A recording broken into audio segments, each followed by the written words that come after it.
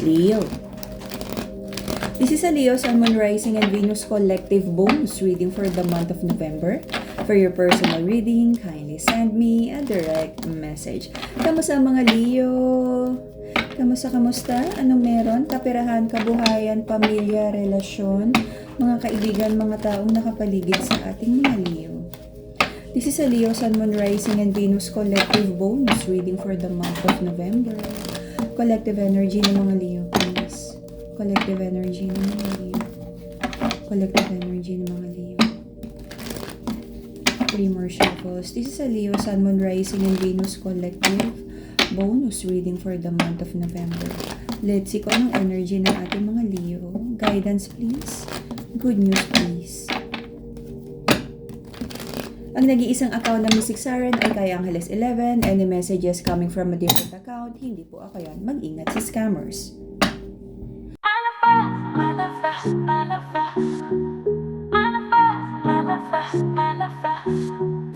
Justice card. May mga inaayos ka. This could be legal case, tax, kung ano man.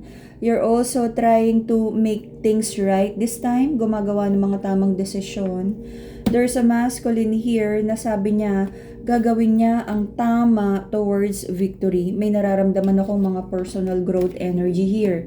There's a feminine in this connection na nadi-disappoint kung ano man yung mga naging desisyon ng masculine. Pero sabi ng masculine, aayusin na niya yung buhay, desisyon, personal growth towards victory. May nakikita akong third energy because may emperor, may empress, and may queen of cups. So may isang like someone na mas nakikita ng masculine na doon siya magkukumit. Pero sabi ni Empress, okay, the official person, napakaraming conflict sa relationship na to. Pero para sa kanya, ayaw na niyang makisali sa gulo ng masculine. Pero sa side ng masculine, sabi niya, itatama naman niya ang mga decisions niya this time. Pinilit namang magkaroon ng 3 of Cups, pagkakasunduan, same old cycle.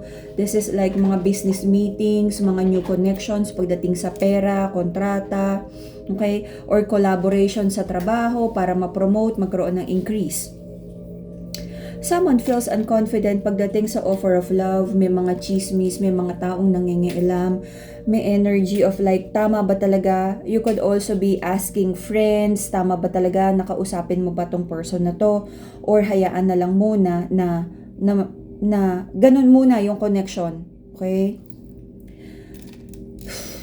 May mga plano yung masculine right now kung ano yung mga dapat niyang sabihin, offer of love, expression of love. But aminado yung masculine na meron siyang tendency to be very impulsive.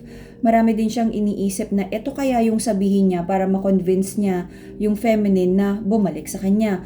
Pero kung ano yung mga iniisip niyang pangako, mukhang parang ila-love bomb niya. May love bombing energy here, okay? So masculine, if you're listening to this, just make sure na kaya mong i-deliver yung mga pangako kasi parang may energy of over-promising dahil gusto lang ng masculine na ma-win back yung pagmamahal at tiwala ng feminine. May mga sikreto no na parang insincere energies here or mga itinatagong katotohanan na dapat alam sa relasyon na may fear na baka pagsimulan lang ng away. Kaya hindi matapos yung energy na to because may nararamdaman si feminine na may itinatago sa kanya si masculine. Pero sabi ni masculine, okay lang yan. Hanggang walang ebidensya, hindi niya kailangang aminin. But natitrigger yung feminine here na parang bakit kailangan pang umabot sa ganung point. Gusto nung feminine ng parang full disclosure, of course, pagdating sa relationship. The Sun card is the Leo card. Maraming iniisip ang ating mga Leo tungkol sa love connection na to. Napakalaki na ng emotional gap because hindi kayo nag-uusap ng heart to heart, ng honest. Parang nararamdaman ng feminine na may dishonest energy si masculine. Pero si masculine naman, sabi niya, wag na kasi mas mapag-aawayan lang pag naging honest sa relationship na to. Which is, ang hirap. Okay? Mental clarity, stronger connection with your intuition, the purple crystal, amethyst. Okay? Harmony sa relationship and to heal your heart chakra, Madagascar rose quartz, the pink crystal. Protection crystal, the black crystal, black tourmaline. Okay? Lahat ng crystals, authentic, cleanse, and bless para light and guide. PM lang. So, maraming, kumbaga, nung pumasok kayo sa relasyon na to, marami pa rin kailangang matutunan, yung balance ng ugali nyong dalawa, marami kayong sinubukang pag-aralan na ugali ng bawat isa para magkasundo. But it feels like marami pa rin misunderstanding because there's an energy of defeat. At yung mga bagay na dapat natutunan with the wisdom card, mukhang hindi natutunan ng mas maaga at mas mabilis because the wisdom card is in reverse. Na dumating sa point na parang tanggapin na nga kasi kung gano'n naman talaga siya, baka kailangan tanggapin na lang. Which is at some point, oo, kung tolerable for you yung ganong ugali, but kung ibababa mo yung standards mo by accepting something na hindi mo gusto, and that is a no-no. Recent past, there's an energy of masculine here na nagfo-focus sa kabuhayan, kaperahan, at pinag-aaralan din niya kung paano maging mas reliable partner para sa kanyang feminine. Iniisip niya na makipagbalikan, ayusin ang relasyon na to, and nagkaroon also ng realization sa masculine na parang worth it naman na magstay at ayusin ang connection niya with the feminine. Prayers and manifestations. Pinagpe-pray ng ating mga Leo na sana magkaroon na ng happy energy itong relationship na to towards like long-term commitment para sa relationship.